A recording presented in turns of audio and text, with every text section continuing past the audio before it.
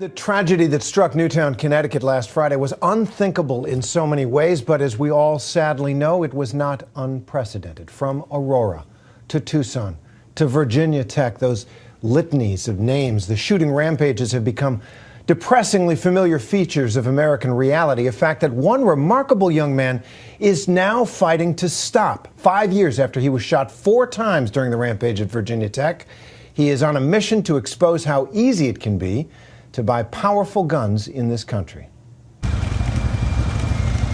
This heartbreaking season continues in Newtown, this season of funerals.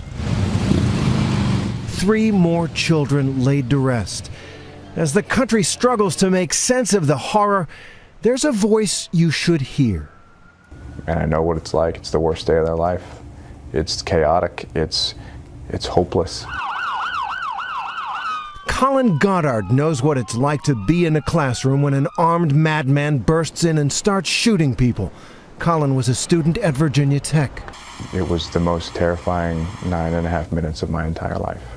When you're conjugating a French verb 1 minute and then getting shot at the next, you're just in shock. Colin was hit by 4 of Sung-Hui Cho's bullets. 3 of them are still in him. Weeks after the shooting, he recalled those moments.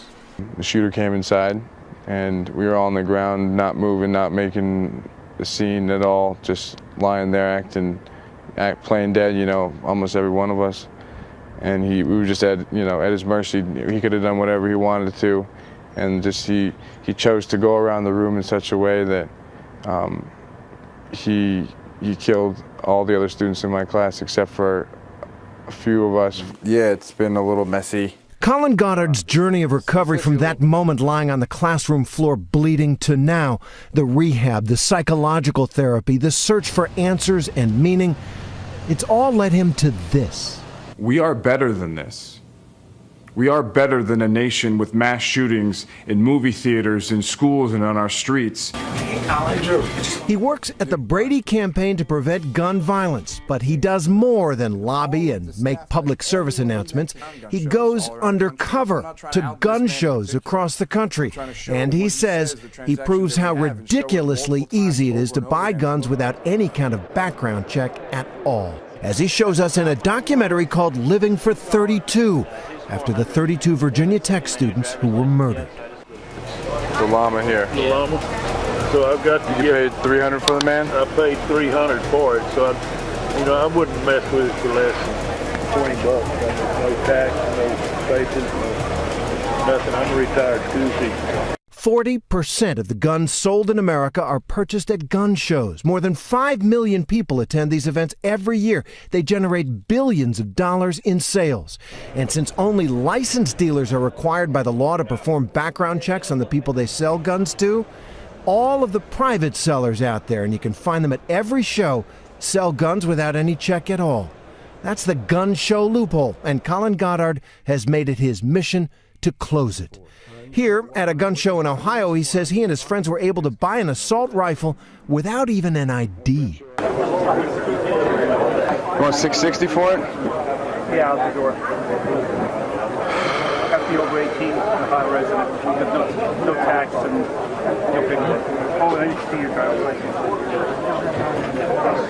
I bought AK-47s, Tech 9s, Mac 11s. I bought the same gun that was used to shoot me. I bought it all without a background check, and it was all legal. My question is, why is that legal? Were you shocked? I was. I didn't think I was going to be able to do it at first, and then once I did it once, and then did it twice, and then 3 times, I was like, wow, this is really easy. And it worked. And it worked every time. Polls show a strong majority of Americans favor closing the gun show loophole. But in Newtown, that wasn't the problem. At Virginia Tech, that wasn't the problem. The killers used legally purchased weapons. There's not one thing that's going to stop all shootings. You know, I mean, there's not one policy that's going to save us all.